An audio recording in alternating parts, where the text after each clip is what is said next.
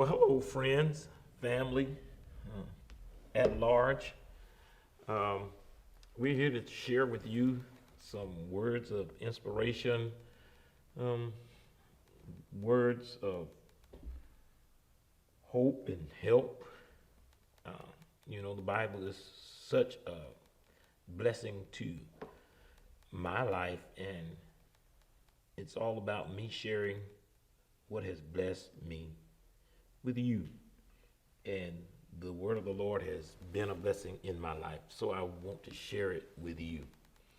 And today we're going to look at a couple of passages and hopes that you would gather or receive the thought that I'm trying to give to you. And that is, how do we add value to others?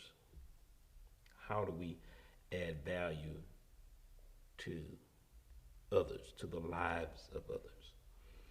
Before you can add any value to anyone, you must realize that you are valuable. You have to realize that, as the text says, that God has given you everything that pertaineth to life and godliness. So that means you're not in a deficit. You have plenty. You have plenty to share. That means that God has blessed you and equipped you and gifted you enough to share, and everyone has something to share. Everyone has something to share. And you have to come to that realization that you are valuable and that God has created you for such a time as this. He's created you to serve in this era, in this space in time. And you have to come to the place where you say, I've got to answer that call that God has called me to, that work that God has called me to. And with that in mind, we'll look at a couple of passages. The first passage I want to look at is in Luke chapter 6. Verse 36 says, "But be ye therefore merciful, as your Father also is merciful." And he says, "Judge not, and ye shall not be judged. Condemn not, and ye shall not be condemned. Forgive, and you shall be forgiven. Give, and it shall be given unto you. Good measure, pressed down, shaken together, and running over shall men give unto your bosom. For with the same measure that ye meet wherewithal, it shall be measured to you again." Now, when he opens in this portion of the text saying, just be merciful. I mean, have mercy on people. Be merciful. Display mercy. Then he says, judge not. Now, when he says that, and then he says, condemn not. So what he's saying is, don't be so judgmental when you approach people that you are trying to add value to.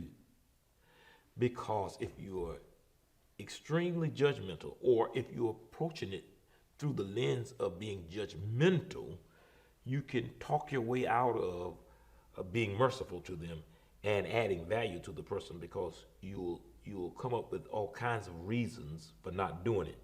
So he says, be merciful. And mercy does this. It just wipes out any negativity. It just wipes it out of your thought process, and it opens your heart up to be willing to give, share, open up to people. A lot of people don't understand that if you're going to add value to people, you definitely have to be willing to open up. So he's saying, Make a judgment, but don't be judgmental. In other words, he's trying to get you to see now that whenever we approach any situation or any person or any life, that we have to look into every situation and make an assessment. Making assessments is not being judgmental because you're not condemning the person. You're making an assessment.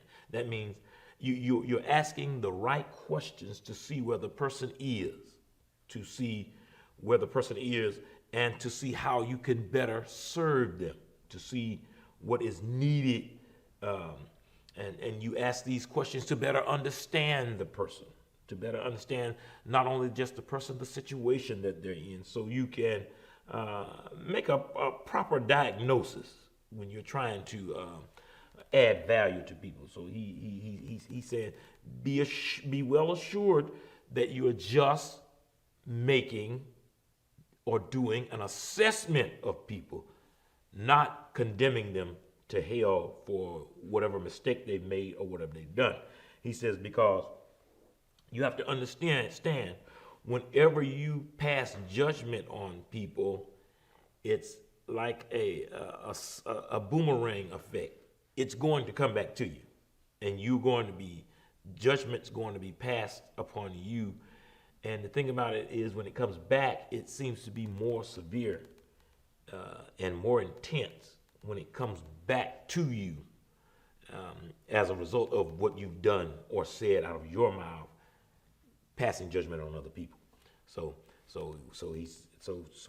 before you can add value to people, you've got to be merciful. Number one, you got to be merciful, and then number two, you got to make a judgment without being judgmental. So you got to make a proper assessment. All the while, you're thinking, how can I add value to this person and be a blessing to this person? The text says, you're going to get back what you put out. So whenever we are making these assessments and asking, how can I add value to people? Whenever you want to add value to people, you got to realize this. This is why you don't pass judgment. You want to allow people to see you do what you do in the high times in life and the low times in life, when it is good and when it is awful ugly, when you are doing great and making great strides, and when you are blundering and falling and you don't even know what you're doing. You won't allow people to see that you're real. That little portion right there will keep you from pointing fingers at people and making them feel bad and demeaning them and putting them through all kinds of unusual tests before you can help them. You wanna.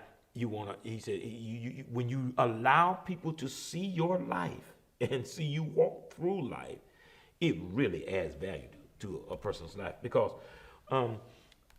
most people learn more from your mistakes than they do from your success. They learn more from your mistakes than they do from your success. That's why you don't want to be capitalizing on the mistakes of others and not even the mistakes of yourself, because people learn from your mistakes. So when you're thinking that you want to add value to people's life, give them the real story. Don't lie and hold back pieces and portions, because when they come to that place in life that they have to cross and find out that you've lied and held back, now that you haven't added value, you've diminished your influence. You've diminished it greatly because you've not allowed them to see you for who you really are. Okay? Allow people to see you. And whenever you seek to add value to people, you really got to see people as valuable. You really got to look at people and see them as a valuable asset. and not look at them as liabilities. You got to see them as a valuable asset, as valuable. You got to see that people are valuable. And then that means you must yourself have a warm respect for people in general.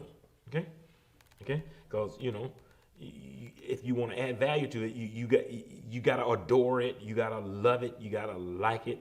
So if you don't like people, you can't add value to people because they are not valuable to you. And whenever you have to do something extra, it drains you. It costs too much. It's just too much to help people. It's because now you don't have a high regard for people, and you don't value them as people who can actually add value to you. Because the text did say, give and it shall be given unto you. Good measures, pressed down, shaken together, and running over shall men give unto your bosom. You always want to put yourself in that state. Now, and listen to me good. When you're adding value to people, it's not catering to people. It's not catering to people. It's making an assessment, seeing what people need. When you add value to people, you don't necessarily give to their wants. You give to their needs. You give to their needs. Because when you're adding value to people, you're teaching them, and you're adding skill sets to them. You're adding to the person. You at all costs, you're adding to them. And when you cater to people, you actually take away from them, and you make them smaller. You diminish them, and you put them in the position where they become parasites to you, and they are leechy to you. They suck everything from you, and they're never able to duplicate what you're doing in their life. Okay, so you want to be clear on that. God has not called us to cater to people. He's called us to add value to people, and to add value to the people, we've got to see them as valuable. Okay, and we have to allow them to see us move through life and work in the good times and in the bad times, in the highs and in the lows. When we're doing great and when we're doing awful, we've got to let them see us come out of whatever we are going through. Okay? Put people first. Do the right thing by people first, because we are called to help people. I'm gonna say that again. Put people first. You have to put people first. When you put people first, it causes you to do the right thing by people. Causes you to do the right thing by people. Look what Galatians chapter 6 says, verse 4. It says, but let every man prove his own work, and then shall he have rejoicing in himself alone, and not in another. For every man shall bear his own burden. Let him that is taught in the word communicate unto him that teacheth in all good things. Be not deceived. God is not mocked. Whatsoever a man soweth, that shall he also reap. So, okay, with that said, we have to commit to being sowers. We have to commit to sowing into people's lives. Whatever form that comes in, you have to commit to sowing into people's lives, because the text says there's been an obligation placed on you, and you got to bear that burden. That's your burden. You got to bear that person. And then he says you've got to prove the work that God has called you. You got to do the part that God has chosen you to do. And he said, then you can rejoice. You can be happy saying, I've done my part. I've helped. I've given. I've poured into these young people, these older people, whatever person that I have, God has aligned me with. I poured into them, and I've communicated well with people. Communication is key. I've communicated well with people. I've taught them what I've been taught. Now I expect them to teach what I've taught them. I've communicated well with them, that because at the end of the day, the text makes it clear that whatever I put out, it's going to find its way back to me. Whatsoever I sow, it I will reap. Now, listen close, because you have to understand that when you are sowing into a person's life, you are sowing into their spirit. Their spirit. You're altering. You're changing. You're shaping that spirit to be conformed to the image of Christ. And when you are pouring into that person, you're making them just like Jesus. That's your job. That's your job. And so you're pouring into their spirit. But the text says, be careful that you're not sowing to your flesh, meaning be careful that you don't have to receive some sort of fleshly gratification from what you are doing to keep you doing what you're doing. And he says, be careful of that. Be careful that you're not sowing to your flesh, meaning that you gotta have some sort of praise for what you've done. You gotta, all of that stuff. All of that stuff. It's gotta make you feel bigger for doing what you've done.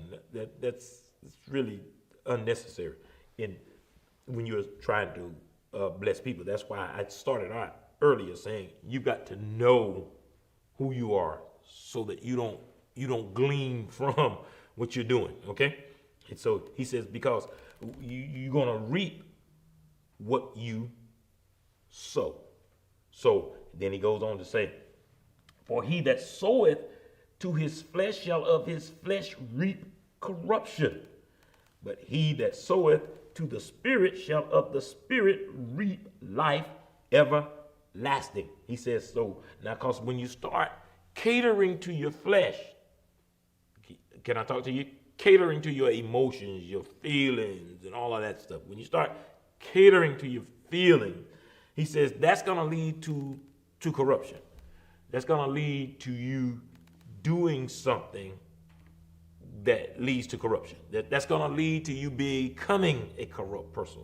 That's going to lead to evil thoughts, evil intention, evil. It's just going to lead to evil. It's dangerous when you start catering to the flesh, catering to the emotions. He says, don't cater to that. Don't sow to your emotions, your emotional side. He says, sow to the Spirit. Do it from the spiritual side. Do it from your soul. Do it from the Spirit. And he says, then you will reap life everlasting.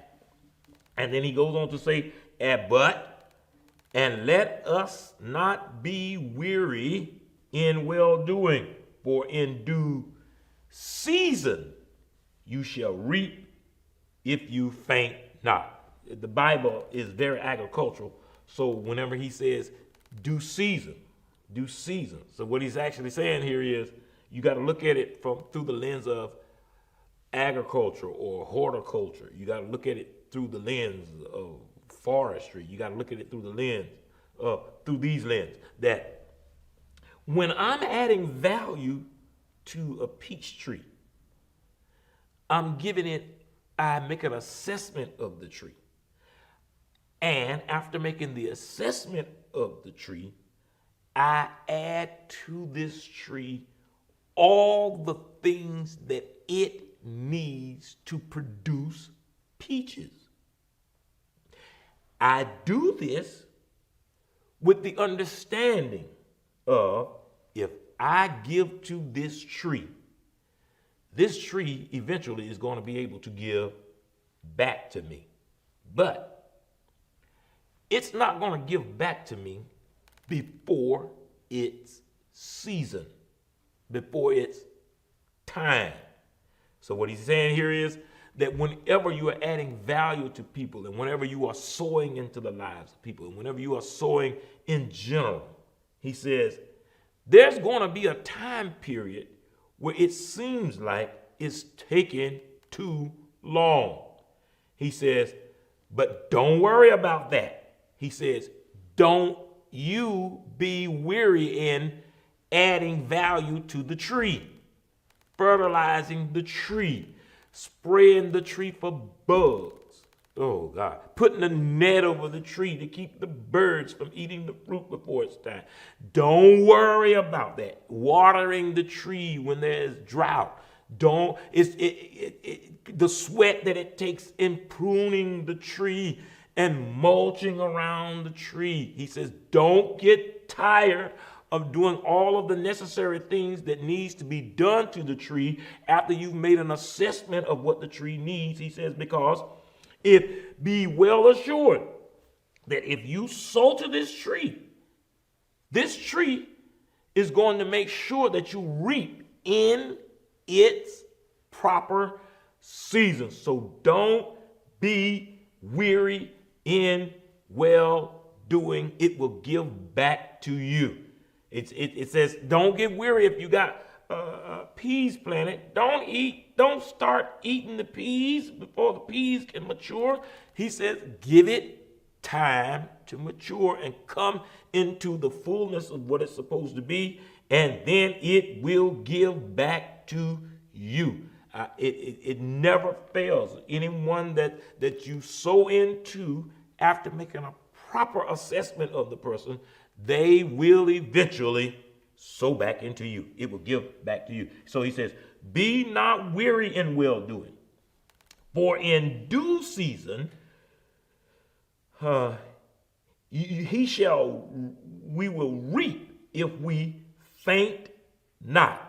As we have therefore opportunity, that's powerful. As we have the opportunity, let us do good unto all men, especially to them who are of the household of faith. The text says, so as you have opportunity, do good. Do good. Do good. As you have the opportunity, add value. Add value. Add value to the people that you are around, to the people that you are associated with, to the young people that are coming up underneath you. Add value. Add value to them.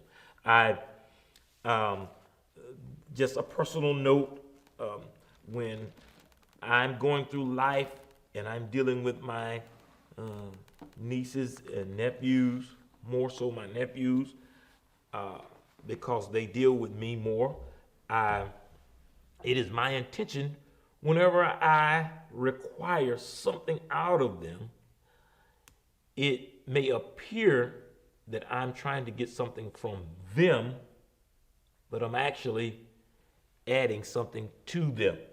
Because when I ask them to do something, it's to teach them something. So what I'm doing is I'm asking them to do something to teach them a craft, to teach them a skill, to teach them people skills, to teach them how to maneuver and work with people, how to be a blessing to people. But if it's assessed wrong, it'll look like I'm trying to get something from them, but I'm trying to add value to them. So I don't cater to them wanting money. I assess them and say, this is what you need, so you'll never have to ask me for money again.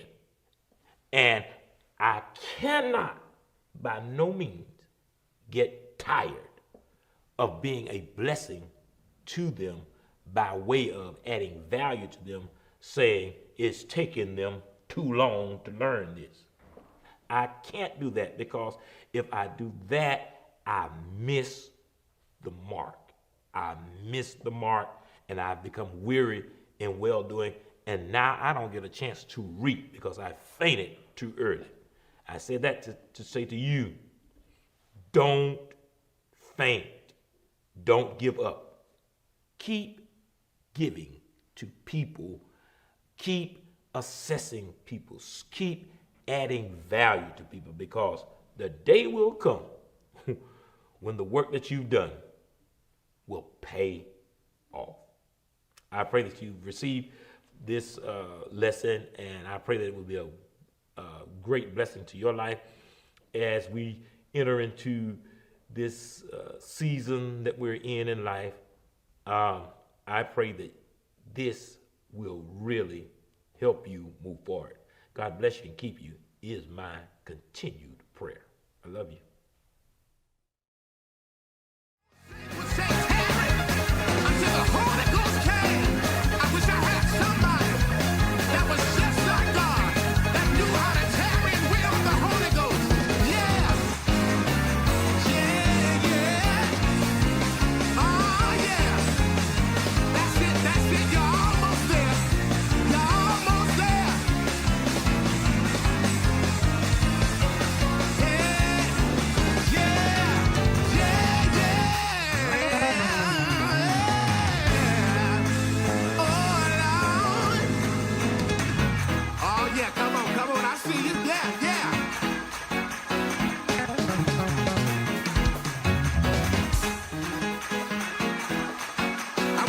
Somebody that would help me out. Baby, just like you. I don't even think the same. Created me a clean heart. Renew a right spirit. Yeah. Come on, let's do like the old church. Come on.